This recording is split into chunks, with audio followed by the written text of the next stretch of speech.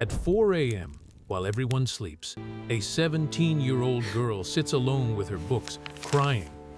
Not because she's failing, but because a voice in her head won't stop telling her she's not good enough. This voice has destroyed her dreams for months, until her father shows her something that changes everything.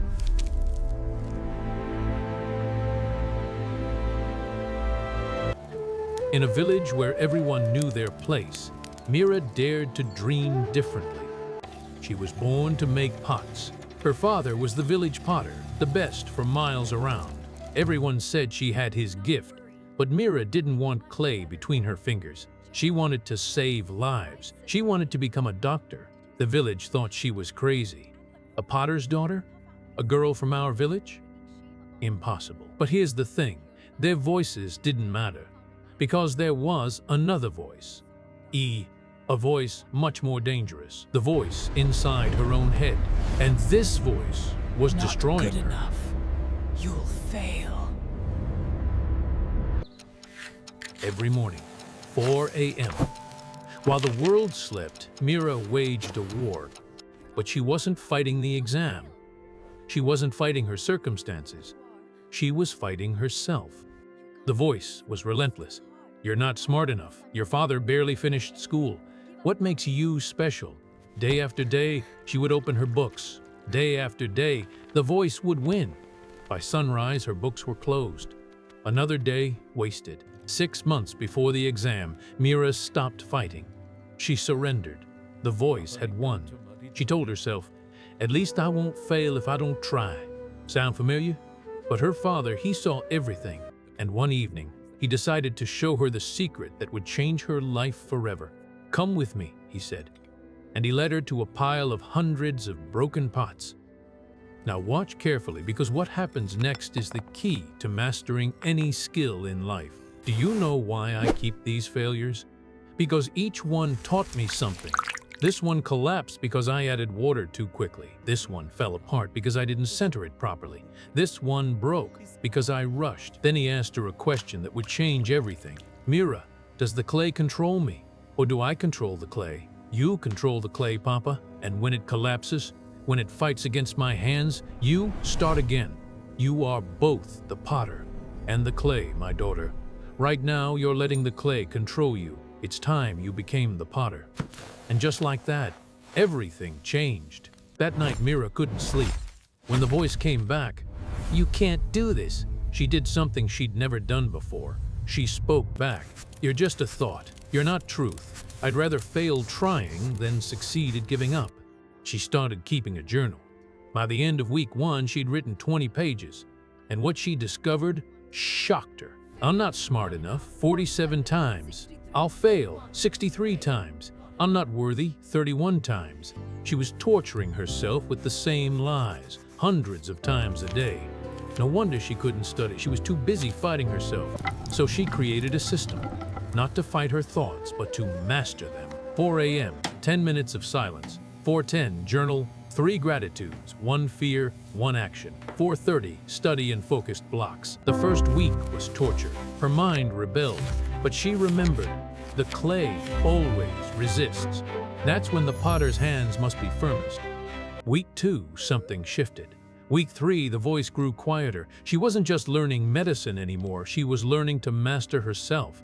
And then, 3 months before the exam, she failed a practice test. Badly, 30%. For one moment, just one, she considered quitting. But then, she remembered her father's broken pots. Instead of crying, she analyzed. Instead of quitting, she learned. She turned crushing failure into a detailed roadmap. The girl who cried over setbacks now analyzed problems with clear eyes. The girl who believed every negative thought now questioned them like a scientist. The girl who needed validation now found strength in commitment. Her scores climbed. But something bigger was happening. She was becoming someone she barely recognized and deeply admired. The day of the exam arrived. As anxiety whispered its old lies, Meera smiled because she knew something now. Maybe I'll fail, maybe I won't, but I've already succeeded in the way that matters most. I've mastered my own mind. That victory can never be taken from me. She had trained for this moment, not just by studying medicine, but by mastering herself. 6 months later, the results. Meera Sharma, rank 247 out of 50,000. She passed, she excelled. But here's what shocked her father. She didn't explode with joy. Instead, she felt peace, because she realized the real victory wasn't in that ranking. The real victory was in every moment she chose to be the potter instead of the clay. When she returned home, the same villagers who doubted her now celebrated. But Meera understood something they didn't. What mattered were the young girls who approached her shyly after the celebration. "How did you do it?" they asked. "I didn't achieve an impossible dream," she said. "I achieved something far more important. I learned to master myself." Okay, take a nice big breath in for me now. 5 years later, Dr. Meera runs a small clinic. She's not famous, she's not rich, but every morning she still wakes at 4 a.m.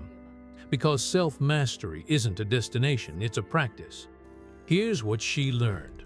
What I want you to understand: your thoughts are not facts. Question them. Failure is feedback. Learn from it. You are both the potter and the clay.